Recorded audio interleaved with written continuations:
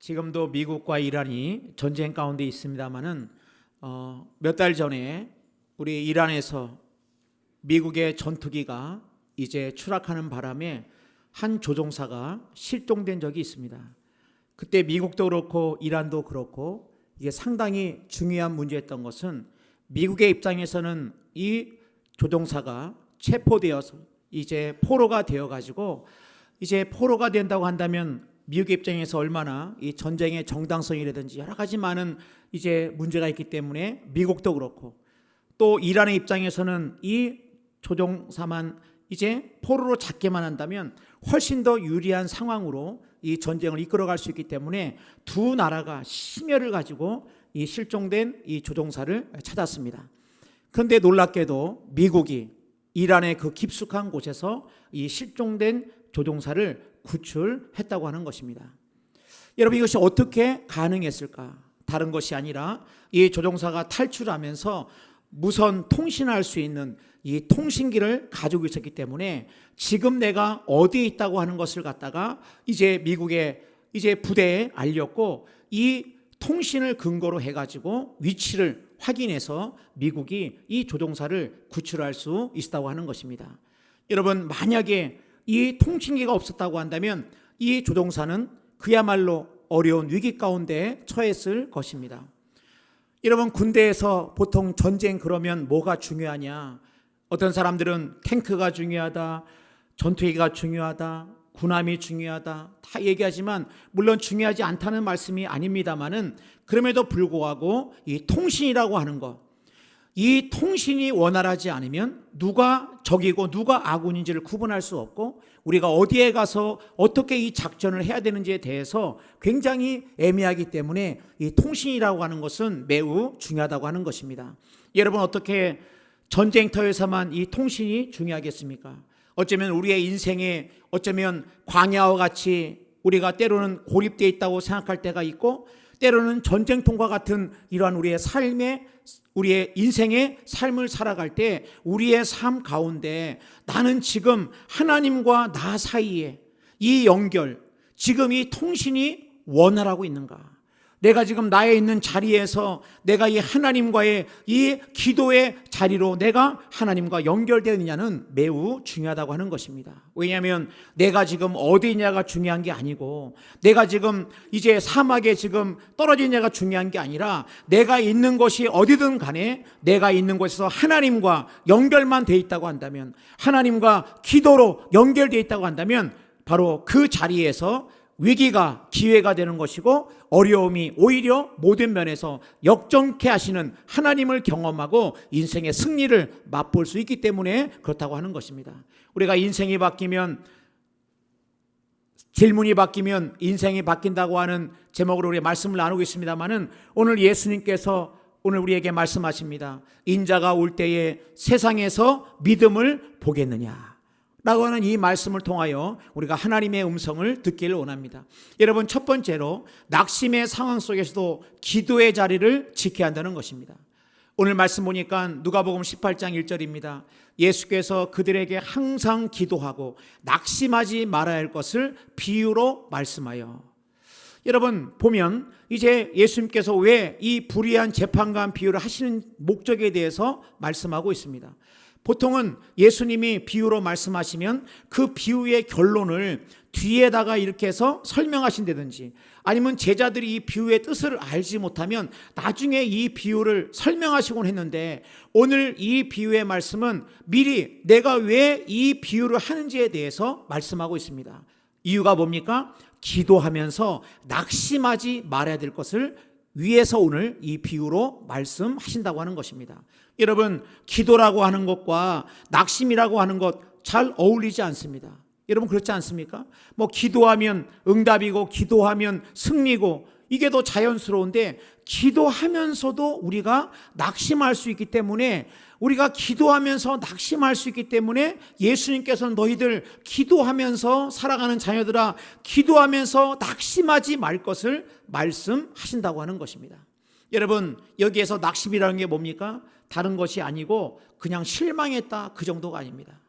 우리가 지난번에 엘리야가 이제 엘리야에 대해서 우리가 말씀을 나누면서 우리가 아침에 밥을 잘 먹었다? 그거는 뭐라고 말씀했습니까? 낙심이 아닙니다. 잘 지내고 있는 겁니다. 여러분, 내가 오늘 아침에 카톡을 했다? 목사님, 저 너무 낙심했어요. 근데 오늘 아침에 카톡했어요. 여러분, 낙심한 게 아닙니다. 여러분, 낙심이라는 게 뭡니까? 낙심은 정말 손가락 하나 까딱할 수 없을 만큼, 이 핸드폰을 들 힘도 없을 만큼 그 마음이 무너져 내리는 게 바로 이 낙심이라고 하는 것입니다. 여러분, 그런 의미에서 본다면 오늘 예수님께서 우리가 기도하면서도 낙심할 수 있다. 여러분, 그럼 우리가 기도하면서 내 마음에 낙심이 찾아왔다? 이런 것을 이상하게 여기지 않아야 될 것은 뭐냐면, 오늘 예수님께서 우리를 너무너무 잘 알고 계시기 때문에 기도하다가 우리가 낙심할까 봐 오늘 이 불의한 재판관 비유를 말씀하신다고 하는 것입니다. 그래서 예수님은 두 명을 이제 말씀하십니다. 누굽니까? 바로 이 재판장과 과부입니다. 누가복음 18장 2절입니다. 이르시되 어떤 도시에 하나님을 두려워하지 않고 사람을 무시하는 한 재판장이 있는데, 그 도시에 한 과부가 있어 자주 그에게 가서 내 원수에 대한 나의 원한을 풀어줘서 하되. 오늘 말씀 보니까 이 재판장이 나옵니다. 근데 이 재판장 앞에 뭐라고, 이 재판장이 어떤 재판장이냐? 하나님을 두려워하지도 않고 사람을 무시하는 재판장입니다. 아니, 재판장이 그 중요한 자리에 앉아 있으면서 하나님도 안 두려워하고 사람도 무시하니, 이 과부, 여러분 여기서 과부라고 하는 것은 그야말로 무기력하고 정말 어떻게 보면은 모든 것에서 연약한 이들을 상징하는 그러한 그 당시에 바로 존재했던 것을 알 수가 있습니다. 그러니까 너무나 안타까운 마음을 가지고 이 과부가 가서 재판장에 얘기하지만, 재판장은 어떤 재판장입니까? 하나님도 두려워하지 않고 사람도 무시하니까 이 과부의 이 원한, 이 과부의 억울한 사정을 갖다가 헤아리지 못하고 그냥 무시해버리는 겁니다. 여러분, 그렇게 무시를 하니까 얼마나 이 여인이 얼마나 그 마음 가운데 낙심이 되겠습니까? 그런데 놀랍게도 이 여인은 한 번, 두 번 찾아간 것이 아니라, 오늘 누가복음 18장 3절 말씀 보니까 그 도시에 한 과부가 있어 자주 그에게 가서, 오늘 자주 갔다라고 말씀하고 있습니다. 한 번만 간 게 아니에요. 또 가고, 이제 가서 또 무시하면 또 가고 또 가고. 여러분, 이 여인이 왜 재판장을 찾아가는 겁니까? 이 여인이 정치인을 찾아가는 것도 아니고 돈 많은 재벌을 찾아가는 것도 아니고, 왜 이 여인이 재판장을 찾아갑니까? 지금 이 여인에게 이 문제를 해결할 수 있는 법적인 권한과 의무가 누구한테 있느냐? 재판장에 있기 때문에, 이 재판장만이 이것을 해결할 수 있기 때문에 이 여인이 찾아갔다고 하는 것입니다. 그런데 이 여인은 포기하지 않고 낙심에서만 머무는 것이 아니라 다시 일어서고 다시 나아가고 다시 찾아가고 끝까지 포기하지 않았다고 하는 것입니다. 여러분, 우리가 때로는 기도하면서 낙심하는 이유는 우리의 기도 가운데 우리가 기도를 멈추기 때문에 그렇습니다. 우리가 낙심의 자리에만 머무는 이유는 우리가 기도의 자리에서 그냥 멈춰 있을 때, 그러나 이 여인은 포기하지 않고 다시 한번 자주, 한 번이 아니라 자주 이 재판장을 찾아갔다고 하는 것입니다. 여러분, 우리는 이 땅을 살아갈 때 포기할 때가 참 많이 있습니다. 조금 하다가 이거 안 될 것 같다 그러면 뒤로 물러날 때가 많고, 내가 이거 하다가 뭔가 번잡스럽고 또 과연 내가 할 수 있을까라는 자신감이 상실될 때 이 모든 것들을 내려놓을 때가 있습니다. 그러나 사실 여러분, 우리가 아기가 태어나 가지고 걷기까지 보통 10개월에서 12개월 정도 있어야 걷는다고 합니다. 근데 이 아기가 이제 태어나 가지고 걷기까지 몇 번 정도 넘어질까요? 일어서서 걷기까지. 목사님, 그걸 뭐 자세히 우리가 아는 것도 아니고 숫자를 쉬어본 것도 아닌데, 학자들에 의하면은 보통 아이가 걷기까지 2,000번 정도 넘어졌다가 일어선다고 합니다. 그러니까 여러분, 지금 여러분들은 대단하신 분들이세요. 여러분이 걷기까지 2,000번을 넘어졌는데 여러분 포기하지 않고 일어섰다고 하는 것, 놀라운 사실입니다. 우리 한번 옆 사람 축복하겠습니다. 알고 보니 대단하십니다. 아니, 어떻게 2,000번 넘어졌는데, 어떻게 2,000번을 넘어졌는데 다시 일어나가지고 여러분 걷는 이 놀라운 일입니다. 여러분, 이렇게 할 때 이 재판관이 누가복음 18장 4절입니다. 그가 얼마 동안 듣지 아니하다가 후에 속으로 생각하되 내가 하나님을 두려워하지 않고 사람을 무시하나 이 과부가 나를 번거롭게 하니 내가 그 원한을 풀어주리라. 그렇지 않으면 늘 와서 나를 괴롭게 하리라 하였느니라. 재판관이 가만히 보니까 자꾸 자기 와서 귀찮게 하는 거야. 가만히 생각해보니까 이거 들어주지 않았다가 날 하도 귀찮게 하니까 이 재판관이 이 여인의 이 원한을 풀어줍니다. 그럴 때 말씀합니다. 이렇게 불의한 재판관이 번거롭고 그 다음에 귀찮게 하니까 들어준다고 한다면 하물며 하나님께서는 우리의 기도를 들어주지 아니하시겠느냐. 우리를 사랑하시고 우리를 보호하시고 우리의 자녀로서 우리를 보호하시는 법적인 권한이 있으시고 우리를 사랑하시는 그 주님이, 하나님이 어떻게 우리의 기도를 듣지 아니하시겠냐라고 오늘 예수님이 말씀하고 있다고 하는 것입니다. 누가복음 18장 6절입니다. 주께 또 이르시되 불의한 재판장이 말한 것을 들으라. 하물며 하나님께서 그 밤낮 부르짖는 택하신 자들의 원한을 풀어주지 아니하시겠느냐. 그들에게 오래 참으시겠느냐. 악한 불의한 재판관도 듣는다고 한다면 우리를 사랑하시는 그 하나님이 어찌 우리가 기도하는 그 기도를 듣지 아니하시겠느냐. 문제는 뭡니까? 우리가 낙심하여 더 이상 일어서지 아니하고 우리가 두려움 가운데 있고 우리가 스스로를 나는 이제 더 이상 일어설 수 없는 존재라고 생각하고 나아가지 않을 때에 여러분 오늘 주님께서 우리에게 말씀하십니다. 하물며 불의한 재판관이라도 그 원한 그 이야기를 들어주거든 어찌 하나님께서 너희의 기도를 듣지 아니하시겠느냐. 그러므로 우리가 기도를 멈추지 않는 한, 우리가 기도를 멈추지 않고 나아가는 한 우리에 있는 자리가 바로 하나님과 연결된 그 자리가 축복의 자리인 줄로 믿습니다. 여러분, 두 번째로 보면 우리의 기도는 예수님이 다시 오시는 그날까지 계속되어야 합니다. 오늘 말씀 보니까 18장 8절입니다. 내가 너희에게 이르노니 속히 그 원한을 풀어주시리라. 그러면서 예수님이 다 너희들 기도를 들으신다고 말씀하고 있습니다. 그러나 인자가 올 때에 세상에서 믿음을 보겠느냐 하시니라. 오늘 말씀 보니까 예수님께서 이제 불의한 재판관의 마지막으로 말씀하시는 겁니다. 인자가 올 때에 세상에서 믿음을 보겠느냐. 여러분, 인자가 올 때라는 말은 어떤 때입니까? 다른 것이 아니라 예수님이 다시 오시는 그날을 말하고 있습니다. 세상의 끝날을 말하고 있습니다. 그러면 예수님이 다시 오실 때 그때가 어떤 때냐? 누가복음 17장 20절 말씀 보니까 노아의 때에 된 것 같이 인자의 때도 그러하리라. 그러니까 노아의 때처럼 인자의 때도 그럴 때인데, 그러면 사람들이 어떻게 지내고 있느냐, 어떻게 살아가고 있느냐?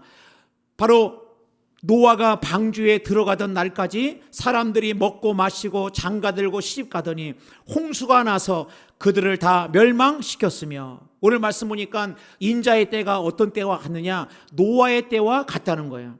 예수님이 다시 오시는 그때가 노아의 때와 같은데 노아의 때 어떻다는 거예요? 이제 좀만 있으면 홍수가 나가지고 다 멸망에 가까운데도 사람들이 뭐 한다는 겁니까? 사고 팔고 먹고 마시고. 여러분, 먹고 마시고 결혼하고 이게 뭐가 잘못된 겁니까? 이런 중요한 건 예수님이 말씀하시는 건 뭐예요? 사람들이 먹고 마시는 거 중요하지만 정작 더 중요한 것을 잃어버렸다는 겁니다. 사람들이 세속에 이끌려, 사람들이 물질에 이끌려, 사람들이 영적인 무감각함에 이끌려 가지고 하나님을 잃어버린 채 그냥 이 땅에서 이 땅이 전부인 것처럼 먹고 마시고 사고 팔고 이 일에만 정신이 팔려 있을 때 예수님께서 이때 내가 인자가 올 때에 세상에서 믿음을 보겠느냐. 여러분, 이 믿음이 어떤 믿음입니까? 믿음에는 여러 종류가 있습니다. 구원 얻는 믿음이 있습니다. 구원 얻는 믿음이 있고 병 낫는 믿음도 있습니다. 오늘 여기에서 예수님이 말씀하시는 믿음은 뭡니까? 끝까지 포기하지 않고 기도하는 믿음을 말씀하고 있습니다. 롯의 때와 같다고 또 말씀하십니다. 누가복음 10장 8절입니다. 또 롯의 때와 같으니 사람들이 먹고 마시고 사고 팔고 심고 집을 짓더니 롯이 소돔에서 나가던 날에 하늘로부터 불과 유황이 비오듯 하여 그들을 멸망시켰느니라. 인자가 나타나는 날에도 이러하리라. 그러니까 여러분, 예수님이 오시는 날 롯 때와 비슷하다는 거예요. 사람들이 사고 팔고 먹고 마시고 이렇게 하는데 정작 그들이 이제 세상의 심판이 얼마 남지 않았다는 것을 알지도 못한 채 그들이 세상 속에서 휩쓸려서 살아갈 때 예수님이 물으시는 겁니다.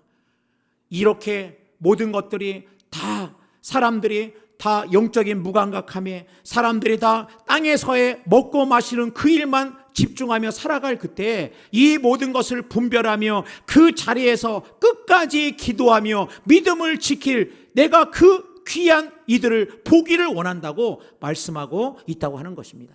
여러분, 그러므로 우리가 이 세상을 둘러볼 수 있어야 됩니다. 과연 이 세상의 모든 돌아가는 것들 가운데서 이 세상에 지금 먹고 마시고 사고 팔고 그것만이 전부인 것처럼 살아간다고 한다면 주여 나에게 영적인 눈을 뜨게 하여 주옵소서. 그 너머에 있는 세상의 본질, 주님이 오실 때가 가까이 올 때에 내가 깨어서 내 있는 자리에서 믿음으로 그 자리가 끝까지 기도하는 그런 자리가 되게 하여 주옵소서. 그럴 때 우리가 생각해야 됩니다. 그럼 도대체 예수님이 이제 인자의 때가 올 때 노아의 때, 롯의 때를 말씀하실 때 도대체 그럼 주님이 올 때 그때 무슨 일이 벌어질까? 그때가 가까이 오면 어떤 일이 벌어질까? 누가복음 21장 10절입니다. 예수님이 말씀하시는 거예요. 내가 올 때가 가까이 오면 이런 일이 벌어질 거다. 또 이르시되 민족이 민족을 나라가 나라를 대적하여 일어나겠고. 이 말이 뭡니까? 민족이 나라가 나라를 대적하여 일어난다. 이 말은 전쟁이 끊이지 않는다는 말입니다. 전쟁이 끊이지 않을 것이다. 이제 세상은 점점 주님이 오실 날이 가까울수록 전쟁이 끊이지 않을 것이고 21장 11절입니다. 곳곳에 큰 지진과 기근과 전염병이 있겠고, 전염병이 있다는 거예요. 여러분, 우리는 너무나 잘 알고 있습니다. 메르스가 있었고 사스가 있었고 코로나가 있었고 점점 이 전염병의 주기가 가까워지고 있습니다. 그러니까는 예수님이 올 때가 임할 때는 지진과 기근과 전염병이 있겠고 또 무서운 일과 하늘로부터 큰 징조들이 있으리라. 이 모든 일 전에 내 이름으로 말미암아 너희에게 손을 대어 박해하며. 이 말이 뭡니까? 이제 예수를 믿는다는 이유 하나만으로 사람들이 우리를 미워한다는 거예요. 사람들이 우리를 손을 대고 박해하며 회당과 옥에 넘겨주며 임금들과 집권자들 앞에 끌어가려니와 이 일이 도리어 너에게 증거가 되리라. 그러니까 여러분, 예수님이 말씀하시는 거예요. 주님이 인자가 다시 오는 날 어떤 일들이 벌어질까? 그 일들이 벌어질 때 이제 인자의 때가 가까웠다는 것을 너희들이 기억하고 깨어서 기도하는 이 믿음을 가지기를 우리 가운데 원하시는데, 전쟁이 점점점 끊이지 아니할 것이고 이제 이 땅의 기근과 지진과 전염병이 끊이지 아니할 그때 우리 보고 기억하라는 것입니다. 인자의 때가 가까이 왔다고 하는 것을 주님께서 우리에게 말씀하시면서 인자가 올 때에 세상에서 믿음을 보겠느냐, 이 어지러운 세상 속에서, 이 흔들리는 세상 속에서 사람들이 가는 방향으로 우우 쫓아가는 것이 아니라 과연 인생의 이 너머에 사고팔고 먹고 마시고의 너머에 있는 하나님의 이 놀라운 계획들을 보면서 그 자리에서, 내가 있는 자리에서 기도하며 하나님과 이 통신, 하나님과 연결만 된다고 한다면 우리가 어느 자리에 있든지 간에 그 자리가 바로 하나님이 능력이 함께하는 자리요, 그 자리가 하나님이 나와 함께하는 자리요, 어려운 일이라도 그 모든 것들을 끄집어 이끌어 반석 위에 세우시는 하나님을 경험하는 축복의 자리가 될 줄로 믿습니다. 그런 은혜가 기도를 멈추지 않고 더 이상 우리가 뒤를 돌아보지 않고 나 있는 자리에서 주님을 바라보며 인자의 때 세상을 분별하며 주님, 내가 끝까지 믿음의 자리를 지키는 자가 되게 하여 주옵소서. 기도의 자리에 흔들리지 않는 자가 되게 하여 주옵소서. 그런 은혜가 있기를 주님의 이름으로 축복합니다.